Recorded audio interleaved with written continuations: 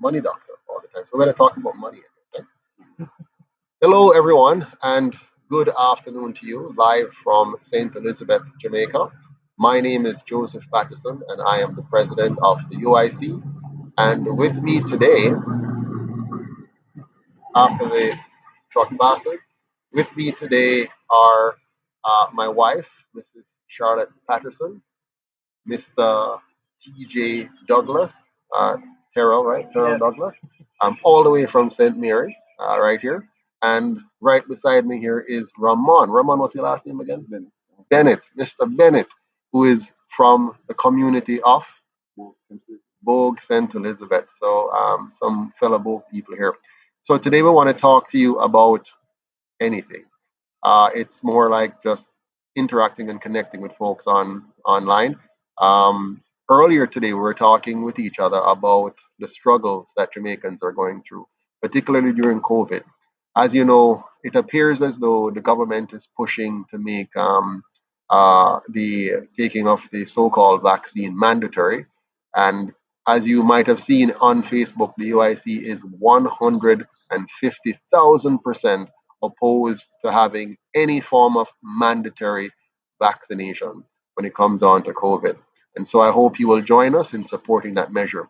There's also the issue of George Ryan, wrong or right? Wrong, right? George Wrongman is right. Mr. George Wrong from Westmoreland, who was caught on CCTV camera inflicting some serious, brutal blows on a woman who it turns out is not his wife that we initially thought, but another person.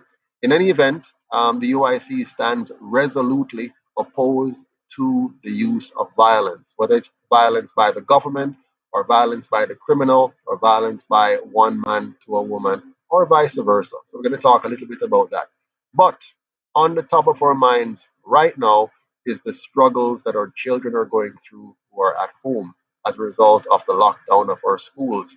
Now, this might be taken for granted by those of you who can work from home, who have a nice monthly salary, but the vast majority of Jamaicans live hand to mouth and are struggling at home, trying to find money to pay for data, extra data for their children, not being able to be at home to take care of them the way they want to because they have to be out hustling.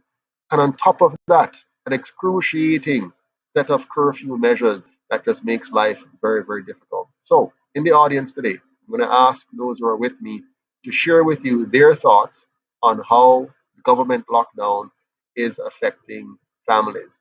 All of us here have families, all of us here have different perspectives on how the lockdown might be affecting our families, and we're seeing different perspectives. So I'm going to start with Mr. Douglas. Sir, tell us, what are your experiences? What are you seeing and hearing from your friends and families? I believe that it's a lot if I have to start today. I will not finish, but right now what we're realizing is that we're moving into somewhat of a new era of, of economics, and we're being pushed into it uh, directly or indirectly. However, it is up to us to grasp knowledge as to what is really and truly going on so that we can know how to navigate our lives going forward into the future. We need to know so that we can say, yes, this is what I want, or no, this is not acceptable. So how are you going to navigate when it's somebody else making the decisions? Right now, the government can decide whether or not you're free to. They can decide whether or not you're free to trade. They can decide whether or not you're free to associate with your fellow men in society. So it's not in your control, is it? Well, this thought comes to mind. No man is an island, no man stands alone.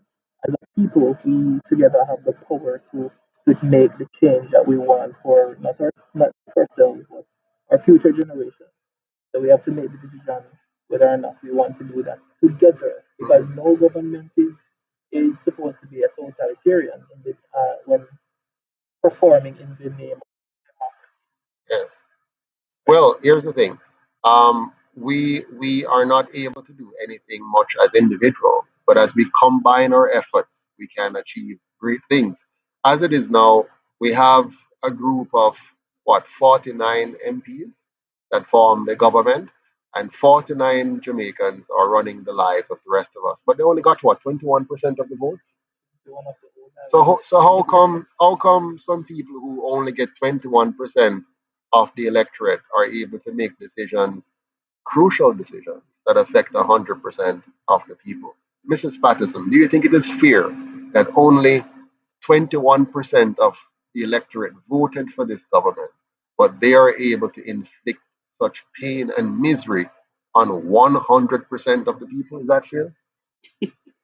No, it's not fair. But the thing is, a lot of us are challenged with mathematics, so perhaps we're missing Ah, something. okay. So Mrs. Perhaps we're missing Patterson, something. Mrs. Patterson made a very good point. She said that, many of us are challenged mathematically, and that's a fact. As a matter of fact, math rate passing in Jamaica has been a very, very, what you say, a very small rate of passes normally. Okay? Let me see. I think somebody wants to join us. Let me see who this is. 1 second. Nope, nobody wants to join us. But there are many of you online right now. Let me just say a quick hello. I can't see your names clearly from here, but welcome to another edition of UIC Jamaica Liberty TV. My name is Joseph Patterson, president of the UIC and founder.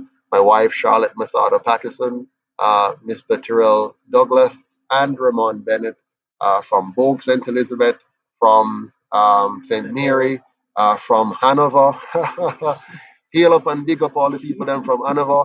And of course, I am from Big Rough Kingston. So no problem. We're all Jamaicans regardless of where we come from. All right.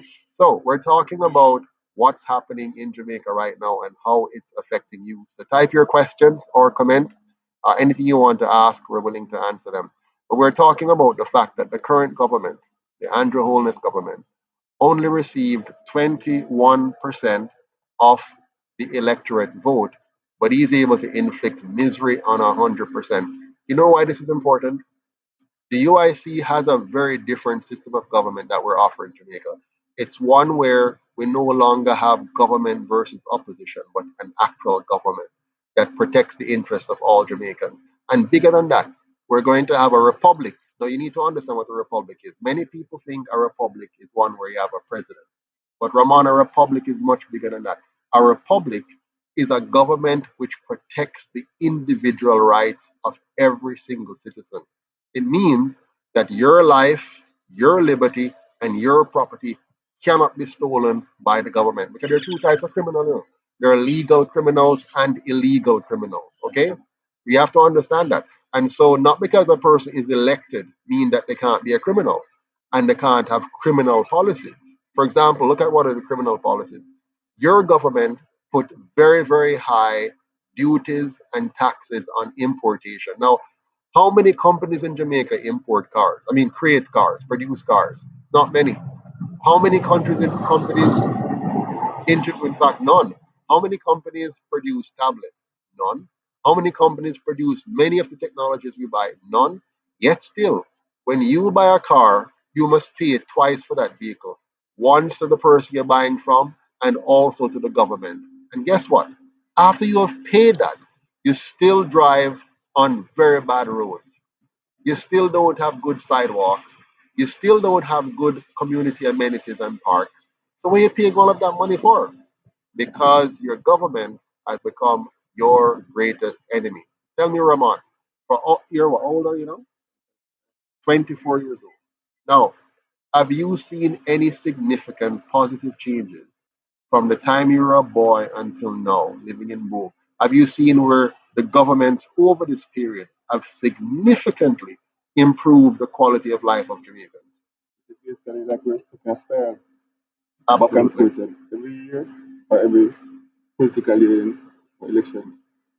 Same promises, Yes, well, empty fake promises, yes, and basically same actions go up to normal right after the game. absolutely. So they There's come and they tell you, we're going to give you the world. For example, they'll say things, and they love to do this. We'll give you free water, we'll give you free electricity, we'll give you free education, we'll give you free healthcare. But hold on, what they didn't tell you is that we're going to give you free bad education, free bad healthcare, free bad electricity connection, free bad internet connection, free bad water connection. So it's free, but it's bad. Wouldn't you rather a country where you can afford to pay for your education, afford to pay for your electricity, afford to pay for your water, afford to pay for your healthcare, but it's good? Wouldn't you prefer a good system instead of a system that is free but bad? What do you think, Mrs. Patterson? Yeah, I agree. Yeah, But I'd like to ask the question of sure, go Rahman right ahead. and of TJ because they're younger than us. So you just mentioned that there's a repetition every election year of the same promises and them not being fulfilled. Why do you think that happens? Like if you take it from the mind of yourself and people who are not out there who are expecting something from them, what do you think? What is the reason why the people keep repeating and doing the same things year after year? But I think it's based on the situation. The majority of the time, I think they have to depend on the politician for certain things. Okay, so most of them would have looked for handouts and they come around, they probably give them free stuff and then encourage them to vote for them. And instead of them sticking out on their right and seeing things get done, so they take the easy way out majority of the time. So they end up right back in the same situation. So is it possible that somebody has played a cruel trick on us? Here's the trick. The trick is, I think somebody says the audio is kind of poor. We will try to shout. No. So here's the trick. Here's the trick. Here's what's happening. The Jamaican people have been tricked and locked into two parties.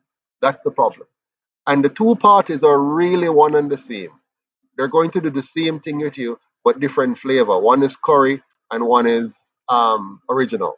Okay, so one is original and one is barbecue. But it's the same chicken. You're getting. So what they're doing is it doesn't matter eeny, meeny, miny, mo. It doesn't matter which one you vote for. You're going to get the same thing. Here's the recipe. The recipe is we're going to promise you many things. And when you elect us, we're going to steal your money. We're going to use some of that money to buy your votes and promise you more things again. And when you elect us, we're going to steal your money. In the meantime, we're not just going to steal your money today, we're going to borrow money in your name. And we're going to borrow this money and then we're going to build up the debt, and your children and your grandchildren and your great grandchildren will have to pay back that debt. In the meantime, we will build big, nice houses for ourselves. We will have nice carpeted lawns, and we will have security cameras and security dogs, and we will use your money to pay for it all. But we will tell you that we love the poor. In fact, it's true. They do love the poor. You know what they love about the poor? They love that the poor cannot contest them. The poor cannot stand up to them. The poor are so poor that they will not unite and organize against them. So they keep the poor divided between two camps, left versus right, orange versus green, Republicans versus Democrats, JLP versus PNP, and keep them and send the fool a little further by keep telling them that we're fighting each other, but really what we're doing, we are working together to keep them poor and we will stay rich. Occasionally, we will change the faces. We'll say it's woman time now. We'll say it's black man time now. We'll say it's young man time now. We'll say it's young woman time now. It doesn't matter. At the end of the day, they are going to steal your money. They're going to make sure that your roads are never truly good. We'll fix some, they'll fix some, but it won't be truly good for you to have. They'll patch it up, right? So at the end of the day, you'll have beautiful highways, but it's owned by foreigners and you have to pay a toll. So in addition to your taxes, no patrol on those. But remember, you're paying now extra taxes. Now, if you have a car, you're going to pay fitness fee, licensing fee, registration fee, right? One moment, guys. There's a truck coming. Oh, there's a truck. Yes. So this is what you do these things in nature. We have to well, everybody has to have a voice, and that's the voice of the truck. But the point we're making, everything is done. So the government taxes everything. So on a serious note, here's the trouble. You're voting for one side or the other of the same coin. And so you get the same result. Now, one party is told, which we all knew, which party is supposed to be the Socialist Party? Which one's supposed to be the Socialist Party? PNP? Which one is supposed to be the Capitalist Party? The GLP, right? But guess what? That's not true. Both of them are socialist parties. What is a socialist party? It's a party which says it is going to help the poor by taxing the rich. Okay? And what it's going to do is going to redistribute wealth. Now, any party which is in the business of redistributing wealth is a socialist party. Now, what is the UIC? The UIC is not a socialist party. We're not going to redistribute wealth. What we're going to do is make everybody wealthy. You see the difference? We're going to create an environment which is called a truly free and fair market economy, which will allow you to work and earn and buy what you want. Now, in the early years rather, we're going to do something to help the very poor to come up the ladder. We're going to put a special tax in, which is already in the GCT, and we're going to use that to make sure poor people are no longer poor. We don't want people to remain poor. Okay? Now, in your communities, everyone, you're from Hannibal.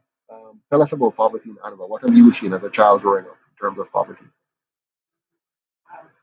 Speak loud so they can hear you over there. Uh, I don't think it has changed much over the years. But Mhm.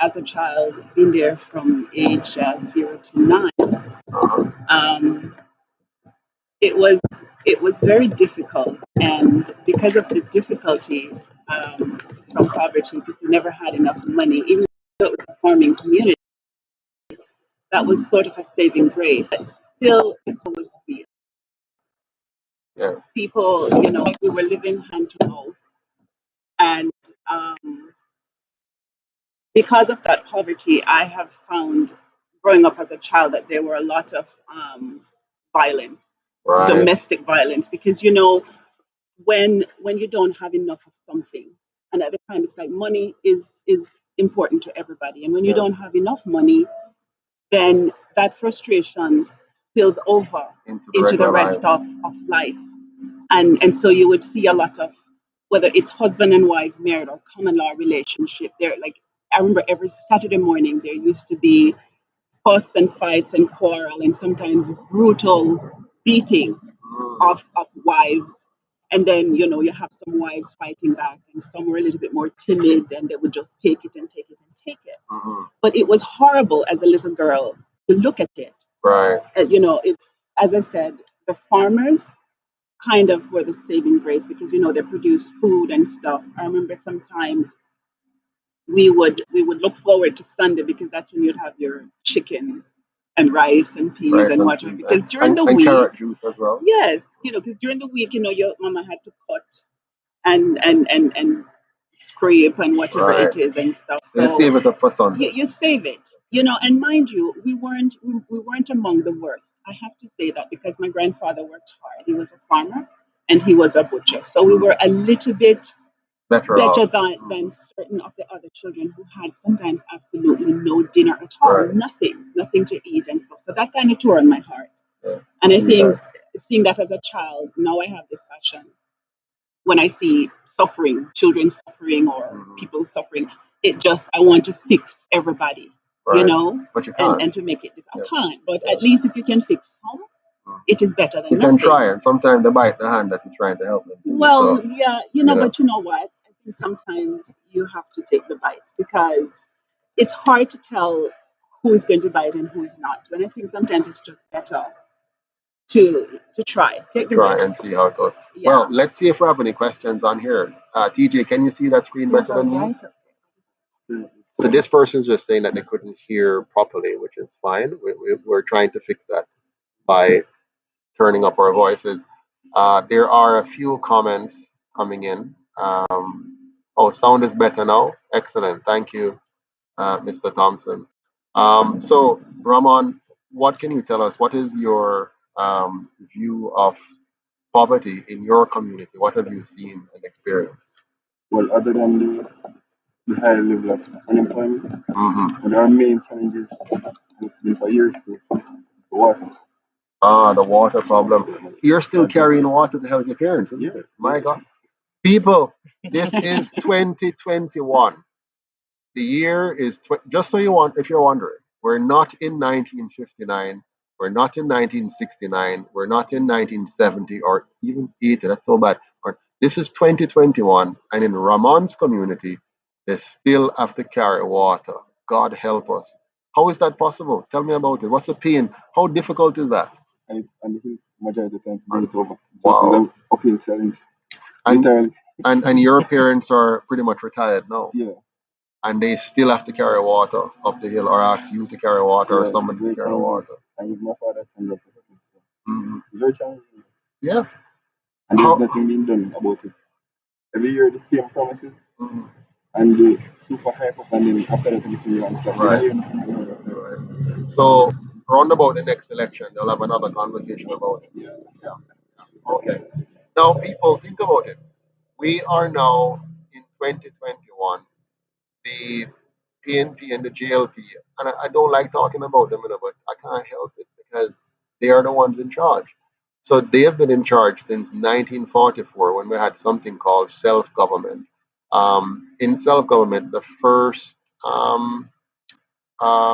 what is it now? The first election was won by the Jamaica Labour Party, and they served 10 years. After which the PNP came in and served 10 years. After which the JLP came in and served 10 years. After which the PNP came in and served 10 years, and so on. Today, both parties have now won identical numbers of elections over the course of the history of Jamaica. And my friends, in Bogue, St. Elizabeth, some people are still carrying water. Majority of the people are still carrying water. Now, if you ever go and see the community centers that we have around these areas, there's one down in Braze River. Remember the one we gave the donations? And God bless her heart, there's a lady there. What's her name again? Miss Shernette. Miss Appleby. She is such a dedicated, committed public servant for free, and she has worked so hard to maintain that community center, which was donated to us by some foreigners. It's donated by foreigners, donated, and she has donated all of her time, and we have donated, some gifts, tables, chairs, toys, and books, and so on. But guess what? It's not a community center. It's not a quality community center. It doesn't have proper internet access and proper computers. It doesn't have a proper refrigerator. It doesn't have a proper stove. It doesn't have, it's just there, rotting away. Nobody doing anything about it except the lady trying her best and us giving and other persons giving from time to time. But the government doesn't respect us, people. Our government does not respect us. The government doesn't care about us. Okay? The government just does things, but it doesn't care about the quality of life of Jamaicans. But it cares about the quality of life of politicians. They go to work in air conditioned offices every day. They drive nice cars. In fact, after every election, the government puts aside the cars they used to drive and they import new cars, okay? And they get allowances, they get helpers allowances, they have security, personal security. They're living like kings and queens, while the people of Jamaica are living like dogs, okay? Now, tell me about your community, Mr. Douglas. Oh boy. So I grew up. I was born in Kingston. I grew up in St. Mary. I I was poor. Let's just say poor in the sense of poor. Mhm. My mother was a vendor, and it is through these struggles why I pushed academically in school because I wanted to make my mother proud. I wanted to change the course of history that has been happening. Um, uh, I want to touch on something regarding the government and the psychological warfare on the people during all these election periods. In my younger days, from mid-teens, from before I was able to vote, from that time I realized that I would never vote in my life because while people have been tricked into the left right paradigm, I knew I saw the trick. Every election is psychological warfare. Common people pick the lesser of two evils. They'll come with some controversy. People love controversy and they capitalize on it, right? And also, as we said before, you only see the two, right? They do everything in their power to disregard a third party. And I realized these politicians would come around, promise you all these nice things, and get you pumped up. Yes, they're going to do something for me. And at the end of that election, you do not see them for the next 4 to 5 years. This had been happening in perpetual repetition for almost 75 years, for over, Over. over It's 75 now years. 77 years to be exact.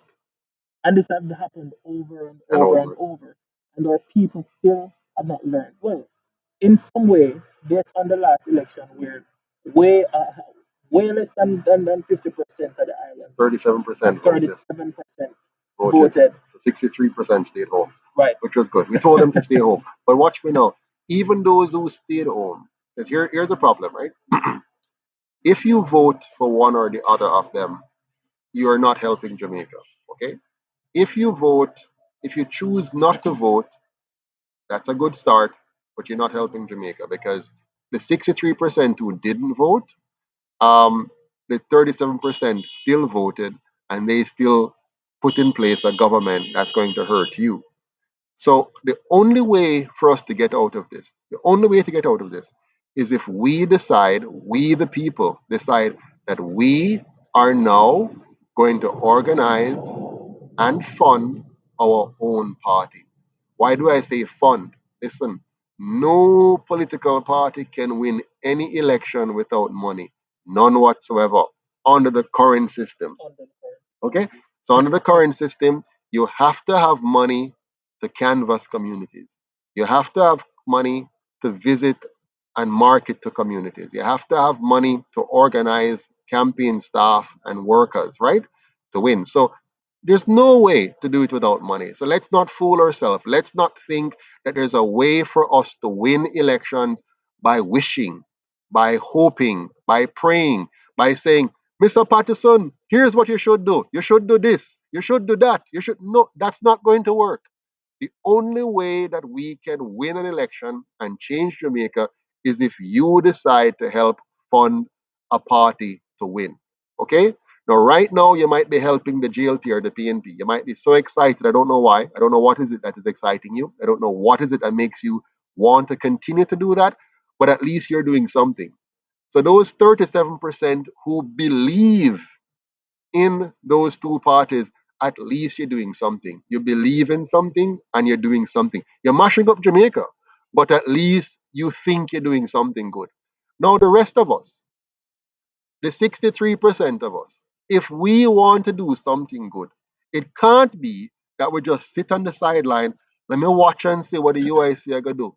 Let me watch and see what Mr. Patterson is going to do, as if that is going to change anything. The only thing that will change something is if you say, I am going to donate to the UIC, or I don't have any money, so I'm going to volunteer in the UIC. Okay? So if you do both, donate and volunteer, you're doing something. If you do one, donate or volunteer, you're doing something. Now, what does that mean? It means we will now have the resources to be able to go to all 14 parishes, all 3 counties, all 63 constituencies, all the divisions in each of the constituency. Like in my constituency of Northeast St. Elizabeth, there's Shiloh, there's Balaclava, there's Braze River, and there's Santa Cruz. In those 4 divisions, there are 110 PDs. Just imagine me going around to all of them. Here's what that means. That means I am taking time away from my job. Eh? So it means I won't, when I'm going out there to go to them, I won't be earning any money. Okay, that's how we create criminals now. Now, watch me. If you want a politician who is going to go and raise money somewhere else other than from you to do your work, then when him go raise that money somewhere else, who give it to him? what they're asking him for in return. What does he have to do for them? When the biggest companies in Jamaica gives him $10 million, $30 million, what does he have to do for them? What will he not do for you? Because now he is owned by them. So every law which he approves or she approves will be a law that is designed to protect big business, and it will trample small business. Because small business not giving the politician the money is big business. So if it's big business funding the campaign, then it's going to mean that the politician is going to work for big business. You understand? No, follow me. If all of us, 2.9 million of us, decide to come together, not every single 2.5, let's say 1 million of us come together, 500,000 of us come together, 500,000, and we all gave, let's say, 1,000 Jamaican dollars a month. 500,000 of us, 1,000 Jamaican dollars a month, so that the UIC can have offices in all 63 constituencies, so that the UIC can hire staff and volunteers in all 63 constituencies, so that when Andrew Holness ring the bell and say him ready for election, and him alone have $200 million to buy votes. Now, we're not going to buy votes now. What we're going to do is support our volunteers. They're going to have the training and the material and the time and the refreshments and the campaign material to effectively go out and win. That's how we're going to win the election. So I want to tell you this. Let's stop wishing. Let's stop dreaming for a rich Messiah to come and save us. Let us save ourselves. Let us pool together our time, pool together our resources, and let us save Jamaica. Let us create a safe Jamaica. Let us create a clean Jamaica. Let us create an orderly Jamaica. Let us create a Jamaica where all of us can live, earn, and retire with dignity, and stop depending on two parties. Sorry, let me do this. Two parties, okay? Two parties that have consistently thief for money. They have stolen our money. And left us in the same Yeah. position. The country owes over $2 trillion right now. And look at the country now. Listen. Over the sun. Yes, 2 trillion. $2 That's like trillion. 12 zeros. Exactly. Now watch 12 this. zeros. Mr. And Spatterson, suppose you found yourself with, say, let's say, for comparative purposes, let's say you had 10 million US dollars. You found yourself with 10 million US dollars. If I come and look for you 10 years later, what should you have after you have 10 million US dollars? Right? If you get 10 million, 10 years ago, you got 10 million US dollars, and I come and look for you now, what you should have with 10 million US dollars? Well, yes. So the money should have grown, right? Yeah. Instead, what? Yeah. So we look at Jamaica now. We don't have good hospitals. We don't have public public hospital. Yeah, man, public. We don't have, and well, the one we're using is public. We don't have our police station. Have you ever been to a police station lately? Have you ever been to a police station and look at the working conditions under which our policemen and women have to work? It's like a ghetto in the police station. The lockups are horrible. The offices are horrible. I mean, you have rat infested police stations. It's dirty. It is crumbling. It is old. It's antiquated. That's the police. They're not equipped. When the police go up against the criminals are more equipped than the police. Okay, so that's Yeah. one. Check out where our nurses have to work. You know why our nurses are so, you know, vexed all the time and miserable sometimes, man. miserable all the time? Is The the environment. quality of their environment, the quality of their and I their pay. I want to tell you Yeah. that I saw a video on Facebook the public hospital in Kingston. Yes, And KPH. yes, Oh my gosh. goodness, that toilet, the bathroom area that they're bringing in COVID patients into. Wow, I thought it was some old outer road. Exactly. Some, them the ones they're paying $50 Yes, foreigner and it's yes, not maintained. exactly. I was appalled to see that this is a big public hospital. Where sanitation should be the big issue, right? My goodness. No, they're telling us we must wash our hands, Yeah, man. social distance and wear masks, and they come out and they put a the government spends money on all these wonderful ads, you know, lots of ads and lots of pretty ads when the hospitals dirty. Huh? The hospitals are dirty. The hospitals are The infrastructure is low. the infrastructure is The falling medical, apart. the medical equipment needed are low, Yes, but the government are getting grants and all these things that they are hiding from the eyes of the yes, public. yes. All of these things they're hiding. Well, here what they do You with the know, money. Here what they do with the money, Ramon. This is what they do with the money.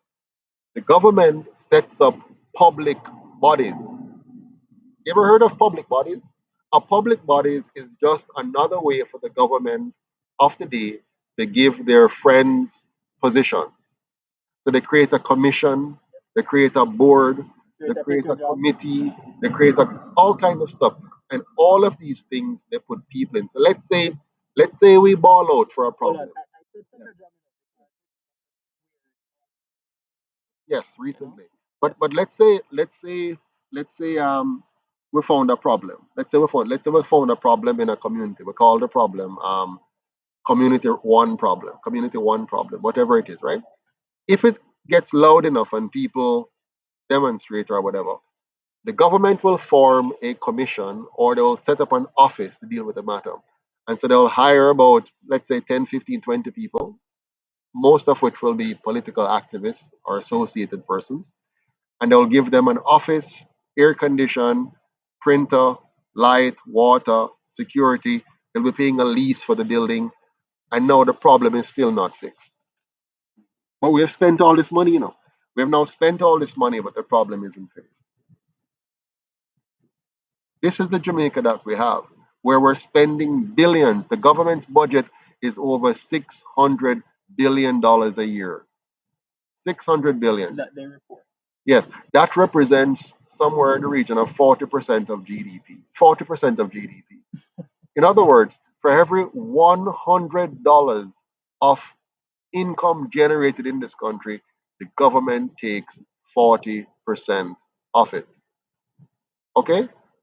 And that 40%, that, by the way, Canada takes about the same, so don't think it's too far off. In Canada takes about 40% too. But in Canada, the people are safe. The people don't have burglar bars on their doors and windows. They have Yes. So their children enjoy wonderful, good amenities, what do they call them, community centers? You have been in Canada. What kind of things are in the community centers? Tell us about it. What do you see in the community center? Well, you have various community centers, but a lot of them have, well, it depends what it is. Mhm. Uh, Yeah, go ahead. So, well, it's clean, it's welcoming, and you have gyms, workout rooms. You have other areas where it's because you have different areas, right? So, children can go there and sit down and do their assignments if they want to.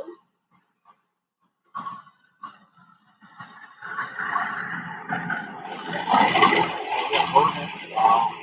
So you have, So you have gyms, yeah, you have recreation rooms, you have areas where you can sit and study if you wish. yeah. You can hold meetings like we're Yeah, sitting yeah, here you have now. meeting rooms, You have yeah. meeting rooms Uh-huh. and stuff, and You have so swimming pool. yeah, You have gym. You have like sometimes they have a library component on it. yeah, Or if the library is separate, I love their library. Their it's libraries beautiful. have so many different areas. When you go to the library, you want to quietly study. There's a glassed off area. You go and study over there.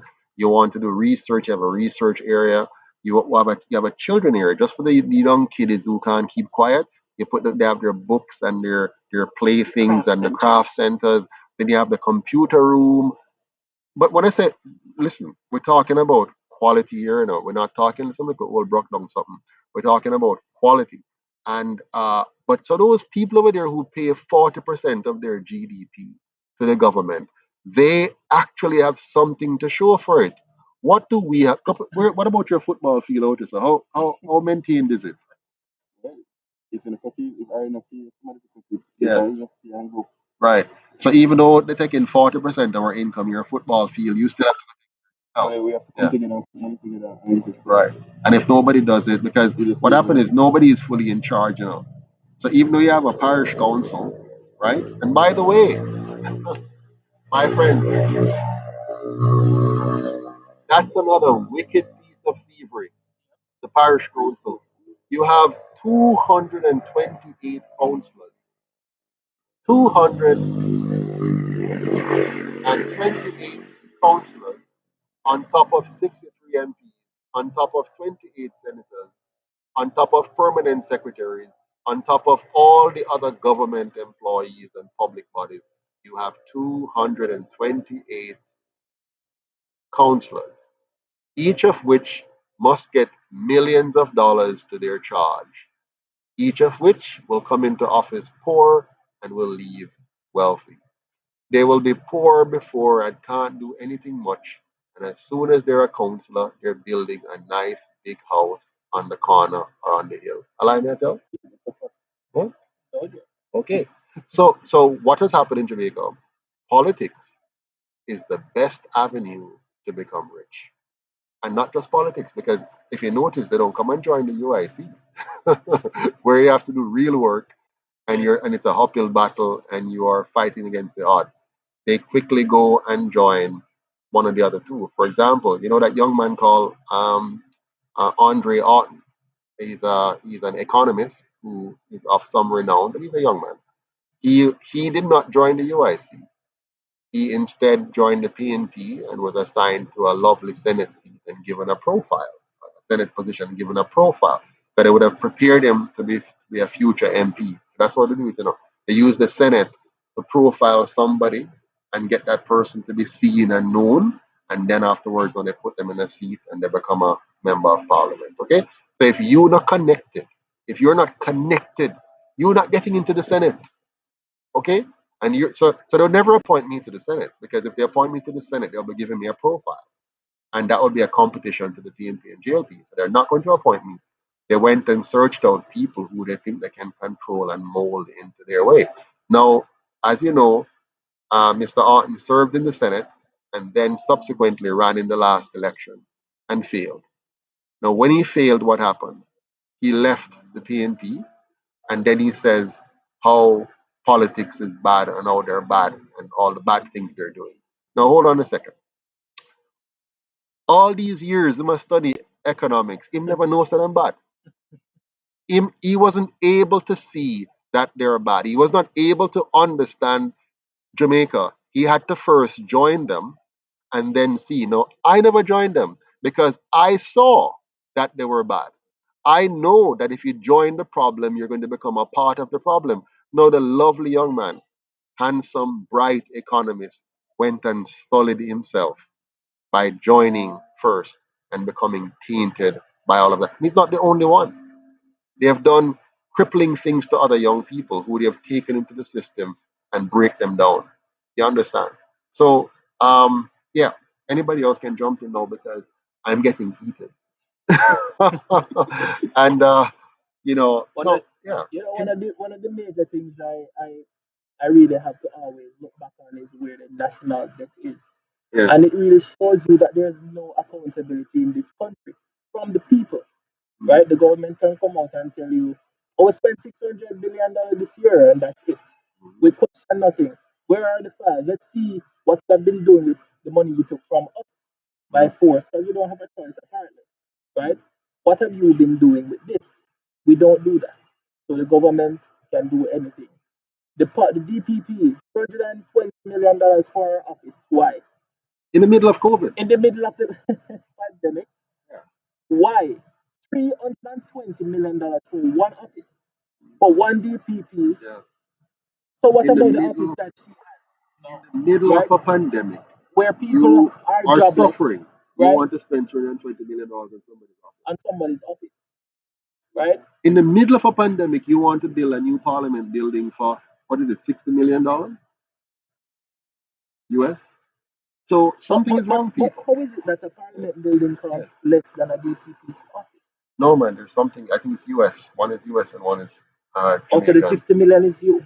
I think. Let me correct myself. I think the parliament building is $7.5 billion Jamaican. But the Oh, point, but oh, the that yeah, yes, but the yes. point I was trying to make, the point I was trying to make is that Here we are suffering in a pandemic, people losing their jobs, and the government is prioritizing things like an office upgrade and a new parliament building for underperforming parliamentarians. We're going to give a new building to a bunch of men and women who have performed poorly. So we're going to reward poor performance. We're going to reward poor performance. Now this bothers me greatly. I don't know about you, but it bothers me greatly. Yeah. I see some comments on the system. Can you see any one of them?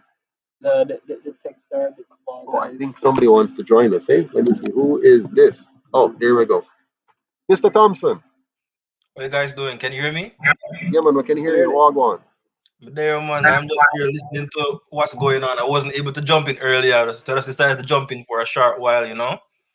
Excellent. Can you see some of the comments coming in and probably help us by reading off some of those if you can tell what's happening? It's hard to see from here. Yeah, so I'm seeing Sophia here. Sophia is very active. So she's saying that, what you guys were talking about right now in regards to these politicians or the government doing stuff during the middle of the pandemic that's unnecessary. She's saying it's backward thinking on their behalf and it shows where their priorities are. Right? Yeah, So them don't care for one. Them don't care. They say they just pretend to care now, but they really don't care about Jamaica. You know, when people care, let me tell you, when somebody cares, you see a parent who is poor, and you see them care for their child and help them to get an education, and they try to get them a good little house, they try to fix up the house for them to live in, and they try to make the environment good. That's how a parent cares, eh? No, the government doesn't care about us. Look at the condition of Jamaica. They don't care. and on top of that, government loses, what is it, if somebody can remind me, 750 million US dollars per year. Every time I come on video, I'm going to say it because Corruption. it's not registered to a lot of people what 750 million US dollars is. And on top of that, we have this big bloated public system where they're spending million. Joseph, I sent you this yesterday, or was it this morning? The government of Jamaica owns a tire manufacturing company in Jamaica. Why? Mhm. Why is the government of Jamaica operating a tire manufacturing company? And who are the people who are running this entity? And then we ask ourselves where the money is coming from for these politicians, how they're so rich, earning salaries that's $60,000 per year or less, right? It's from these things. There's a They're lot. funneling. What are we saying? Funneling And So for example, here's an example. I'm going to give you an example. I won't call any names. I won't call any names. So one person is working in a ministry. Okay, one person is a wife is working in a ministry. Our husband is working in one of our public schools, like a big program, a big school program, and then together they buy an asset. Let's call it a bus, and they're able to and they buy a building with the government's help, and then they're able to rent out the building to students, and then build a business for the bus to transport those students from the building that they got through the government to the school system, using the government's bus and the government's gas. Let me rephrase that: using our bus and our gas to support FIDEM business, okay? And they're charging the students to support FIDEM business so that they are getting richer at our expense, and we have to pay the tax to cover that, and pay the debt and pay the interest on that debt to cover it. These are the kind of things that's going on. Ruel Reed is not the full story. He's just one example. But this is why. Hold on. Did you see that video? Did you see that documentary from 18 Degrees North, where they were asking about a particular leader's finances? And in that, they pointed out how much the assets of that leader would have cost, and how that leader has been in politics for all this period. And if you add up all of that leader's salary, there is no way it would come if he spent every dollar on the investment and eat no grocery and pay no light bill and no water and no school fee and nothing. If he does nothing at all, his entire salary without tax deduction still would not be able to pay for that asset. And in fact, Joseph, Yes, impossible, because I can tell you that that politician you're talking about yes, earns less than I do, right? And yes, I live in a two-bedroom house, a three-bedroom house. Sorry, right? He earns much less than I do, yes. right? And is what is it, a million US dollars property, cash, no No, mortgage, 2 million US dollars. 2 million US dollars, no mortgage, No cash. mortgage. Yes. And the people, No. and the people of Jamaica can't even own land Yeah. Hold on. with dignity, Yeah. with integrity, with Tell the me, ability. tell me one person who was born in the same year as that politician, the same year of that politician, who has gotten a grand education. I mean, the best education possible, the best job possible, who has that kind of money. So a young man in a born the same year and going to the best school, like better than that person, best school, get the best education, get the best job, and work, and was promoted several times in that job. If any such person exists that has that kind of wealth as that person, and the answer is no, not here in Jamaica. You know who's the richest man in Jamaica? Does anybody know who's the richest person in Jamaica? It's Take supposed a to be guess. Michael. Michael Leachin. Now, where Yeah, did he make his money? in Canada. There you go. The richest man in Jamaica made his money not in Jamaica, but outside of it. Now, another rich person would have been Butch Stewart, right? Mhm. But and with Butch Stewart, whatever you might want to say about him, you can go and point at a business. You can say there is Sandals, Sandals in Jamaica, Sandals in the Caribbean. There is ATL that he founded. There, you can point to all kind of very successful businesses of big magnitude that he has created, and he can tell where that wealth come from. I tell you this: when I become Prime Minister of Jamaica and President of the new Jamaica, and you go and check my meager assets, we can trace all of it quite easily. And you won't even have to hide. Let's say like the other day when we Yeah, asked for the prime minister and the yeah. what's that the guy what's his title that he Which one? heads the police. They say Oh yes, the Commissioner of Police. Yes. commissioner of police, and Oh my. even at that level, they have to be hiding their finances Yes. because once they put the truth out there, Yes. they are done. But the Jamaican people do not hold these people at the blade's end Mhm. for accountability. Right. If they say no, they're not going to put it out there, the people drop it. It Yeah. becomes old news after a time because these people know how to work on psychology. Well, So, the truth is, Mr. Douglas, the average Jamaican is always running to make a living, and that's they know that. They like to keep us busy trying to survive. That's why they don't want the diaspora involved in the business. That's why the deputy prime minister says, "You in the diaspora, keep your intelligence right where you are. Send us donations, but we don't need your expertise over here." I tell you why they don't want the diaspora involved. You see, those of us who are in the diaspora, all the Jamaicans who are in the diaspora, not all, but many, they are a little bit more stable financially than Jamaicans they are. So they might actually be able to find a little bit more time. Because you see, you need to be somewhat not very poor to have some brain space to look at some other things. Most people are so poor and so desperate. Why are you fighting with my puppy? Well, biting me too. But anyways, playing with the puppy is really good. mo- most people are desperate, okay? And you know what I mean, right, Ramon? Yeah. It's like Yeah. they get up every morning and it's like, where my food going to come from? Yeah, am I lying?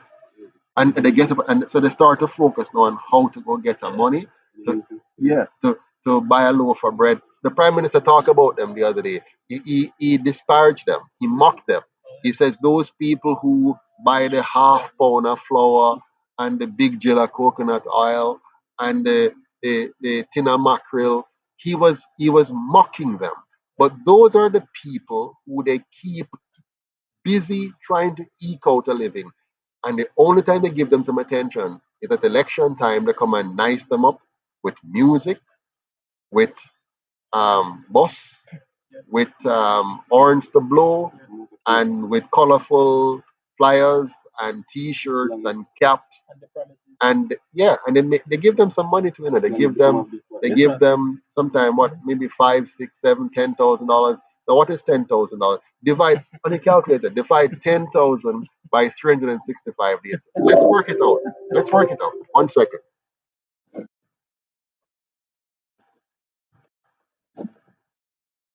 So per day you just got $27.34. All right. So if the politician gives you $10,000 so that you can get your vote and those you can convince to vote, it gives you $10,000. That $10,000 is worth, 27.34. so you get $27.40 per day. Jamaican. Wait, Okay? let's bring it a bit further. Yes. Because that's for a year. When is the next election? Yes. Also for a Oh year. yeah, that's what I'm saying. So, So, yeah. so you All get, right. Oh you yeah. get, you get $6.85 per day the next 4 years. So Just during one election period. okay, people, think about it. So you have just sold your vote for $6 and 85 cents. let's call it $7. You have just sold your vote for $7 a day, $7 Jamaican a day. Now imagine, suppose you didn't sell your vote. Suppose you decide to just say enough is enough, and you're no longer going to have the 1 second. My dog wants some water. Just a minute. And this coffee is really active.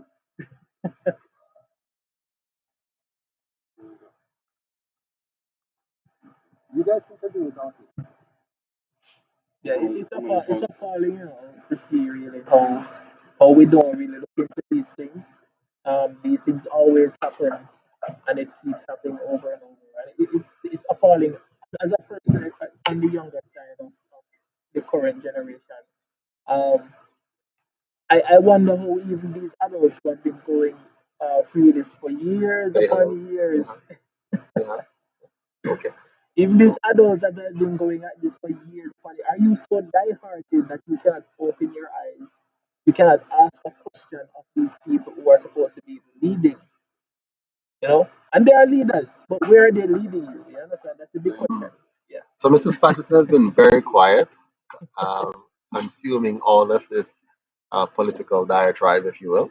And I'm sure she's thinking about something. She's probably thinking, what is wrong with these people? So let's hear some words of wisdom from her, because I think people need to hear what they can do. I think I'm very simplistic in my thought process. I believe if somebody's stepping on your toe, you push them off. Okay? So if they're stepping on your toe, um, if you ball out and say, "Ouch! You step on my toe," and they pay no attention, you push them off your toe. Okay, so I'm very simplistic that way. Plus, Mhm. even if they tell you that if I can't just step on your toe, I'll give you $2,000. Just let me step on your toe. You understand? That No, way, you should still push them off and no, yeah, my toe hurts, and that absolutely. is hurting or the soul of the country. So You let me understand hear, from Mrs. let me P? hear from Mrs. P. Maybe she has a different plan, a different solution. So Mrs. P, the floor Well, is yours. I'm trying to get to the bottom of it. Like you Mhm. said recently, Prime Minister Holness insulted the people. Now, if you're at a place where you cannot recognize an insult, then it means there's a problem.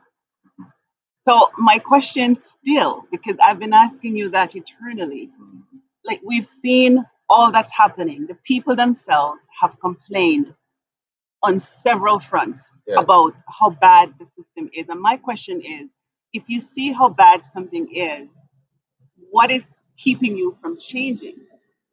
And I'm still looking for that answer. I Yeah. still want to know at this point What is where speaking, yeah. UIC have thrown a whole lot of information out there, have exposed a lot of things and trying to get people to look and think about things differently. Why is it that it is still not being changed? Like just recently, I was standing up just here with two little children, ages 12 and 15. Yeah. And these kids were almost to the point of tears. They miss school. They can't deal with online Learning. learning and stuff. It's like, Miss, the little girl just said, when I learn nothing. Like that's just how she said it, just straight, plain, and raw. We're not learning anything. And her grandparents are home trying to put food on the table for them. So they don't have the time, nor do they have even the intellect Yeah. Yeah. to help to guide these children. So it comes back to my question, why is it that the people are still sticking to something that they themselves are hurting them? I'm not saying it. Yeah. They talked to me and they said, we're hurting and we need something different. And when I asked them, so what different? What's that difference that you need? There's, and sometimes when you talk and you continue to talk, you hear the truth. And sometimes it's as simple as, you know what, Miss Patterson, well, my grandmother and my great grandmother was A on this PNP party or or that GLP or party. And so we can't change. we just We follow it. can't make a difference. There's some will say they feel bad even changing. Mhm. But my question to us is, how do you get past that barrier? Because it is a barrier, right? When Well, people see, we are getting past it, which is good. well, yeah, Yeah, we're but reaching but people. We're slowly, reaching very people slowly, very slowly, slowly, very very slowly. and I think if we can all be honest, if all of us here have a bad habit and Yeah. see how difficult it is to break that bad habit, then we can look at the people who make it say this is a habit that has been instilled in them for many, many years. We have been trained to look at things a certain perspective. We've been trained to be dependent upon somebody else to provide something for you. And that should not be taken lightly. When you sit back and you say, somebody is going to do something for me, then you don't do anything for Right. yourself. We're waiting for Messiah to So come, if you and keep Messiah on is not here. waiting and waiting, you're going to always try to find the easiest way out. And this is where we come with the handouts and stuff, because that's easy. That fixes your hunger for today, or fix a leak in the roof for today until the next one falls. But you're not looking for, you know how the Chinese proverb says, to teach a man how to fish. You're not interested in the teaching of how to fish, it's just give me the fish. But we cannot continue to take the fish. We have to learn how to get one, how to fish for ourselves. And that's where the change will happen. And that's what we're fighting to bring. This change into the mind of the people, because that's where the change is going to happen. You change the mind, you change many things. Very good. But it is tough. Now, Mr. Vice President Thompson was raising his hand. Go ahead, sir. Yeah, so I totally agree with you, Mrs. Patterson. So there's another aspect to it, and I like to phrase it as we don't talk about politics. And that's how I grew up. That's how most of the people I grew up with, that's how we came up. So we came up is politics is almost like religion. We just don't want to talk about it because if we talk about it, then we're gonna lose friendship. Or if we talk about it, it's just boring. There's no use. We don't have a voter's ID anyway. What's the point about talking about politics? We're not going to vote, right? That's how my generation, the millennials, were raised. At least the ones that I grew up with. So this here, as you said, it's coming back to our education, and it's also coming back to our experiences. So we have to ask ourselves: do we have the time, and do we have the economic stability, or do we have the mental capability to put ourselves in a position where we can actually begin to hold government accountable? Or are we so constrained in life that we're just here sitting down and letting the government do whatever it wants to do? And that's the position that I believe most Jamaicans are in. They don't have the brain space, they don't have the economical space to hold the government accountable. And I find that the government likes that. They like when you're in this tight spot that you don't have the time to speak up. You can't bother. You just have to live your life and make them go and thief where they want to thief, make them go and rob where they want to rob, and you just live your life and let bygones be bygones. And that's how most Jamaicans are living right now. So you see, if we do open up the minds of the people, and if we do set the people free, give them more economic stability, give them the mental space, the mental stability. I believe that more people will begin to start speaking out against the government, because it was only when I left Jamaica and I started to create that mental capacity, that mental space for myself, right? And I started to get a hold of my economic situation. I found that I have had some more time on my hands to look out into the world to see exactly what's going on, right? And I hope you guys understood what I just said. I don't know, Well, right? very well said. Very well said. Here's the thing, Devon. The chicken and the egg. The story of the chicken and the egg is this. Which comes first, the chicken or the egg? And here's the problem. The people want a change, but they want somebody to provide the change. So the people don't understand the change has to come from the people. The people are going to have to volunteer. First, they're going to have to say, listen, we want a change. We're tired of this. The people are going to have to say, we want a change. And they're going to have to say, okay, where can we get it? So far, um, myself and you, people like Mrs. Patterson, TJ Ramon, we have stepped up to the plate and we have created another political party with great pain, sweat, tears, blood, even. It has been a very difficult journey to build a political party that can actually stand the test of time. You would not want me to recount the pain that we have gone through to get to this point. So now we're here. All a person have to do now is say, you know what? Mega just join the UIC. That's number one. Right, number one, I'm going to join. Number two, I'm going to donate to the UIC. So that the UIC has, because you need money to build any business, any organization, any club. Number three, I'm going to volunteer. People can do different things. For example, if we're putting on a function, somebody can say, boy, Mr. Patterson, Mr. Thompson, Miss P, we can't do much, but we can come cook. Another person say, boy, I have much, but if you want somebody to do a run a sound system, I have a little system, we can help. Another person say, I have a tent we can use to hold a meeting up a bala. Another person says, I don't have much, but I have one goat we can sell and donate that money to help out. But if all of us were to just pitch in, and guess what, Mr. Thompson, there are some 3 to 4 million Jamaicans living overseas. Imagine if 1/4 of that decides to give just a Burger King money every month, a Tim Hortons money every month, a Starbucks money every month. Okay? Just say I'm gonna forego one KFC for the month, or one Burger King for the month, or one Starbucks for the month, and I'm going to donate. I'm gonna set up a little thing. I'm gonna go on the UIC website, and I'm gonna set up on their thing to every month send $5 US, or £5, or 5 Canadian, or 10 US, or £10, or 10 Canadian, or 25 US, whatever it is. And no, if 1,000 person does that, Devon, UIC, let's say 1,000 person give $25 a month, that would be 25,000 US. That can get us working in 8 parishes easily and building a solid presence in that parish. Now, if nobody does that, or very few does that, all of our candidates will go up against massively rich candidates. Right? In my constituency, when I ran, I spent 700,000 Jamaican dollars.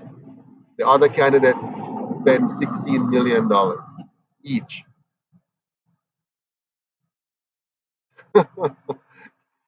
We can wish and hope. You can't win.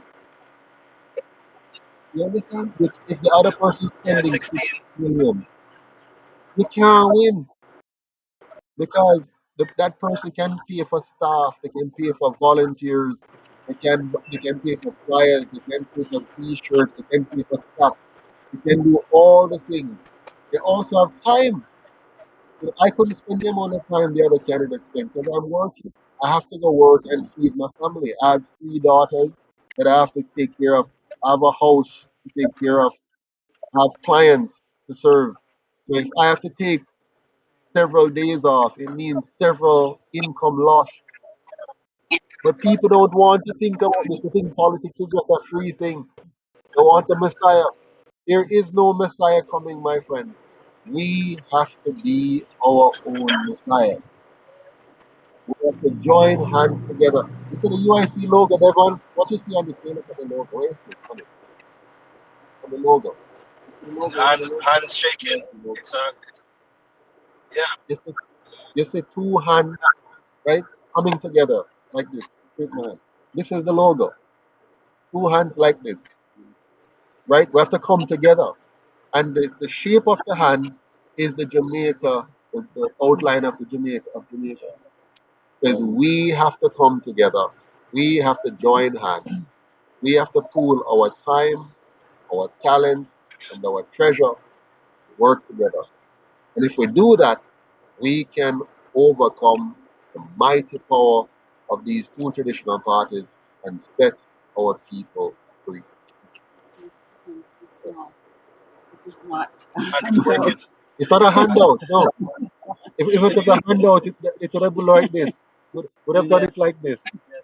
But We don't work together. this is an equality. This Work is together. equal, you know. Yes. Yeah, we're working together. Like a Can you handshake. guys hear me? So yeah, man, we can. Yes. Go ahead. Yeah, yeah. And I'm saying what we've been doing is working because people who didn't care about politics care about politics now. PMP supporters who were there are no longer PMP supporters. JLP supporters who were die-hearted are no longer JLP supporters. You know what? So the UIC message working and bringing across a lot of people from that other side Yeah. of the curtain. The people I are saw a poll the other waking up. day. I saw a poll. Did you see a poll the other day? Oh, it's breaking up. Devon, you saw that poll the other day. We had a poll. Oh, you're breaking up like this, huh? Yeah. Are you hearing me, Devon? Are you frozen? They look frozen. Yeah. So yeah, man. The other day we had a poll out where we asked people. We had a poll out where we asked people, um, which of the three parties they think would protect their life, liberty, and property. And I think 65% of the respondents said the UIC, and uh, the rest was divided between the three parties.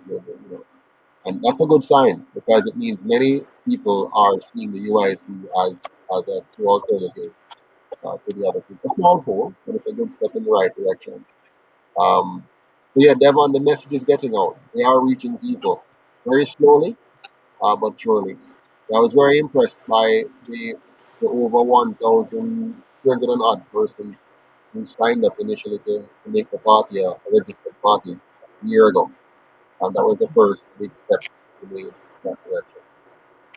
Uh, for those comments being left out, the actual cancel comments will be taken by every people. Right. I see one comment said they're spending millions to win an election with no care for the people in the end. Wow. Yes, That's what the person said. Wow. They're spending millions to win the election. Yeah, and what happened is when they spend the millions, they're going to make it back. So they're not losing the millions and more. because they're teaching it back in From the you, end, you know? right? Yes. Yeah. So, this has been a very interesting discussion. And let's get your closing thoughts. What is the closing message you'd like to leave with the Jamaican people as they go off now? Devon, you go first. Your closing message or thought. Okay. So just to reintroduce myself, if you guys don't know who I am. So my name is Devon. I'm the UIC Middlesex Vice President, and I am responsible for marketing. And so right now we're gearing up to create a monstrous, huge marketing campaign to introduce the people of Jamaica to UIC Jamaica, because the media has been blocking us. The TVJ, CVM, the news media, they've been trying their best to ensure that the UIC message does not reach you. So we are going around them, and we're going to reach you via social media, and eventually we're going to get our team out in the streets to meet with Jamaicans all over the island. But what I need more people to join the UIC marketing team, so that we can get our email marketing campaign set up, we can get our social media marketing campaign set up, we can get billboards done, we can get YouTube videos done. We need your help. So go over to uicjamaica.com and click that volunteer button and join up with the UIC. If you can't volunteer right now, click that membership button, join the UIC or donate, and let's get the UIC in a position that it can win the next general election. That's my last word. Thank you so much, Mr. Hampton. Mr. Manana, you asked me to repeat that to me. And there are thousands of people who are interested and are going that will see your message. What do you want to tell them? I would tell you to open your eyes going forward. The truth is in the air. Little more, I can say, physically, can talk more. So just open your eyes and follow the right path, which is UIC. Thank you very much, Roman. And let's hear from Mr. Douglas. What do you want to say to the thousands of viewers out there who are looking on today? There is this it's a thought from the psychological perspective, and it came out as a quote from a popular scientist. You cannot keep doing the same thing and expect different results. The people, right, Einstein, the people of Jamaica needs to wake up and see that our colonial parties, which are directed by our colonial masters, are not for the people. From its very inception, over 75 years ago, it is not for the people. That's never been. They've been instated to keep us poor, and I call them house slaves. That the slave masters sent to watch over the people who are working in the field. And that is an analogy that we need to have in our minds. The people of Jamaica need to come together and build Jamaica, because the government that is currently instated will not. Thank you very much, Mr. Douglas. And now, Mrs. Patterson, what is your final word just for today? You'll have another chance as well. But for today, because we're not a final and we're not saying it's over and done. But what is your word for today, your final message to the Jamaican people watching across the world, from North America to Europe, the rest of the Caribbean, and even in Africa? We have viewers in Africa. So, what are your final words to them? I just have a question for them. Is your thinking keeping you poor and oppressed? Wow, that's like Gandhi and Martin Luther King kind of really Zen Buddhist. Yes. Is your thinking keeping Keeping you you poor? poor. And I mean, what can I say other than that? Is your thinking keeping you? That's a I think powerful we should quote statement. Yeah. Mr. Patterson on Yes. Is your that. thinking Keeping okay? you poor. Just in case you're wondering, maybe she's going to be the first president of Jamaica, not me. So, is your thinking keeping you poor? I can't top that, but my final word is don't let your thinking keep you poor. Join the UIC, volunteer, become a member, and donate even 1 cent a month. Whatever it is, you need to become a part of the solution and not allow those who are the problem to remain in power and pull our country down in the gutters. As Singapore did it in 1965 to 1995, becoming a first world country in such a short period of time, we, the people of Jamaica, you, me, and your neighbor, can change this country to a better Jamaica. So, join the UIC, become a member of the United Independence Congress of Jamaica, and tell the world that Jamaica is back. We have done it in sports, we have done it in music. Now let's create the best system of governance the world has ever seen, and let us create the most fastest growing, prosperous economy that the world has ever seen. We can do it, Jamaica. It's time for us to come together. Thank you. Take care. Good night. God bless you until we meet again. Peace. Bye. Yeah. Peace. Somebody Like, Go to join the younger generation. What is he talking no, about? somebody All right, people. somebody I said won. It's one. One Jamaica. One or two. No, Peace. one Jamaica. That is it. Yes. What did somebody say? they're thinking people for Yeah, love it. Mrs. Patterson, Yes. you're the best. Is Yes. your thinking keeping you Keeping poor? All right, so let us break away from that thinking, huh? And make yeah, Jamaica the rich country it deserves to be. All the best. Take care until we meet again. All right, Bye peace. bye. Uh-huh. Do that to close it. You don't think